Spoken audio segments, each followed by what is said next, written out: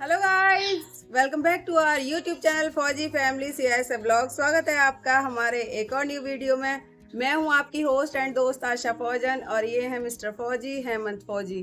तो सभी को राम राम, नमस्ते, जय श्री श्याम, और जय जय हिंद, हिंद। जय हिंद, जय भारत। तो फ्रेंड्स, जैसा कि आप सभी को पता है कि हम लोग आपके लिए इंफॉर्मेटिव वीडियोस लेकर के आते हैं, बैक टू बैक कंटिन्यू आपकी हेल्प करने की कोशिश करते हैं। आई होप बहुत सारे लोग इससे हेल्प भी ले पाते होंगे। तो हम लोग कोशिश करते हैं कि आपको पॉसिबल हेल्प की जाए। तो उसी सीरीज़ को कंटिन्यू करते हुए आज भी हम एक वीडियो लेकर के आए हैं, जो कि आजकल बहुत ज़्यादा क्वेश्चन आ रहा है। जो एसएससी जीडी की तैयारी कर रहे हैं या फिर जो ट्रेनिंग सेंटर में हैं ऑलरेडी, तो उनके माइंड में एक ही क्वेश्चन है आजकल कि सर सीआईएसएफ में ईसीएल मिलता है। ईसीएल सामान्य भाषा में बोल सकते हैं 13 महीने की तनख्वाह। ईसीएल की फुल फॉर्म होती है अर्न कैजुअल लीव। ठीक है, तो इसी से रिलेटेड आज हमारा पूरा टॉपिक होने वाला है। 13 महीने की तनख्वाह कैसे बनती है, कितनी मिलती है और किस टाइम पे मिलती है। 1 महीने की तनख्वाह एक साथ मिलेगी या कैसे मिलेगी, टुकड़ों में मिलेगी तो कैसे मिलेगी, और कैसे आप इस लीव का, जैसे बोलते हैं ना भाई 13 महीने की तनख्वाह मिल रही है, तो कैसे बनती है आपकी ये जो 1 महीने की एक्स्ट्रा तनख्वाह होती है वो कैसे बनती है। इसी टॉपिक पे आज फौजी साहब पूरा बताने वाले हैं। तो चलिए चलते हैं फौजी साहब की तरफ। तो जय हिंद दोस्तों। सबसे पहले आप लोगों को बताना चाहूँगा कि जो हम ईसीएल की बात कर रहे हैं वो साधारण भाषा में कही जाती है 13वें महीने की तनख्वाह। ठीक है, इसके हमें फ़ायदे कैसे हैं और कैसे हम इसको ले सकते हैं। इसके ये फ़ायदे हैं कि आप 12 महीना ड्यूटी करते हो, ठीक है, उसमें से आपको 13 महीने की तनख्वाह मिलेगी, यानी कि 30 दिन एक्स्ट्रा मिलेगी। वो कैसे मिलती है, उसकी प्रक्रिया क्या है, तो मैं सबसे पहले आपको बता देना चाहता हूँ कि एक साल में लगभग 50 से 54 दिन की छुट्टियां बैठती हैं। ठीक है, मैं फिर भी आपको एक टेबल से समझा देता हूँ। जितने भी हमारे गवर्नमेंट्स हॉलीडे होते हैं, ये साइड में जो है ना, एक कैलेंडर के जो साइड होता है, इस साइड में लिखे हुए होते हैं गवर्नमेंट्स हॉलीडे।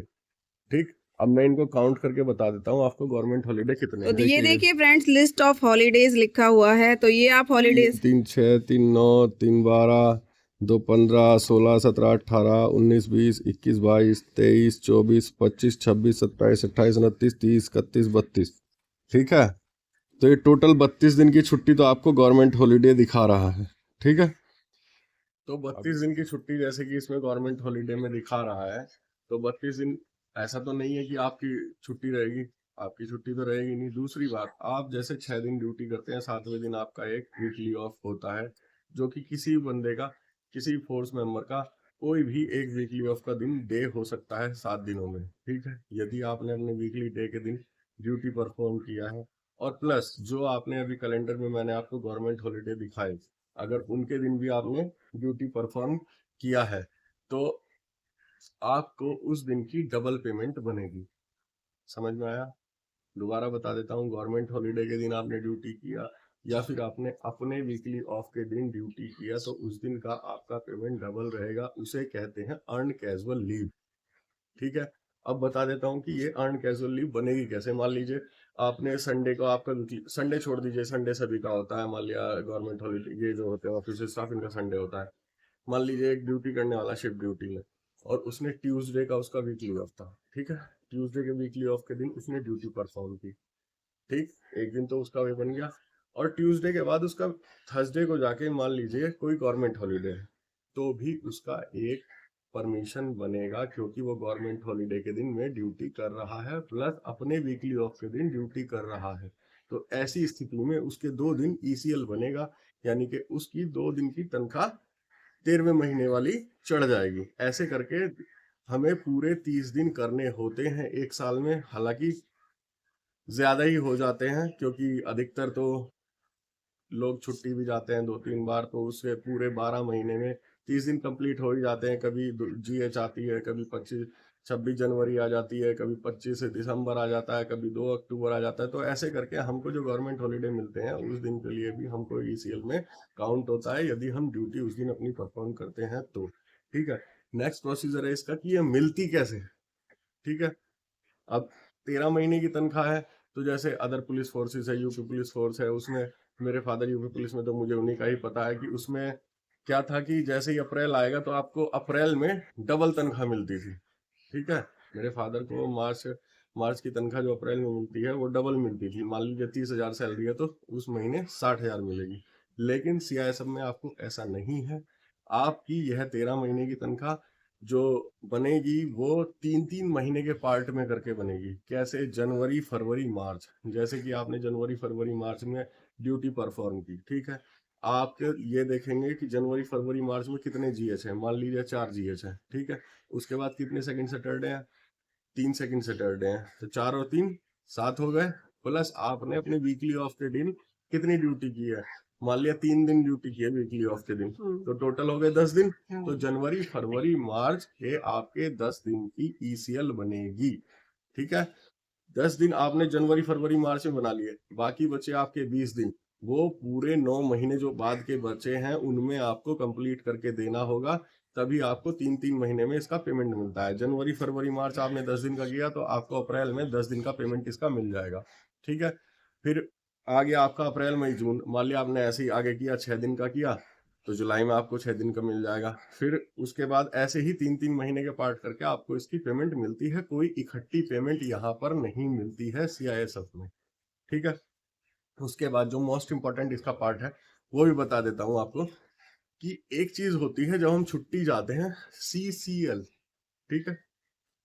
वो होती है एक परमिशन, सीसीएल।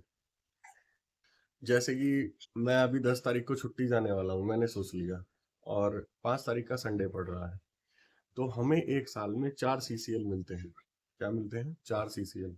चाहे तो आप ईएल छुट्टी के साथ 2 सीसीएल ले सकते हैं, चाहे आप सीएल छुट्टी के साथ 2 सीसीएल ले सकते हैं। इकट्ठे आप 4 सीसीएल नहीं ले सकते। ये 4 सीसीएल आते कहाँ से हैं? ये 4 सीसीएल वहीं से आते हैं जहां आपने वीकली ऑफ के दिन ड्यूटी किया था, या फिर आपने जीएच गवर्नमेंट हॉलीडे के दिन ड्यूटी किया था। मान लीजिए 2 अक्टूबर गांधी जयंती का गवर्नमेंट हॉलीडे है और मुझे 8 तारीख को छुट्टी जाना है, सीएल छुट्टी जाना है, ठीक है?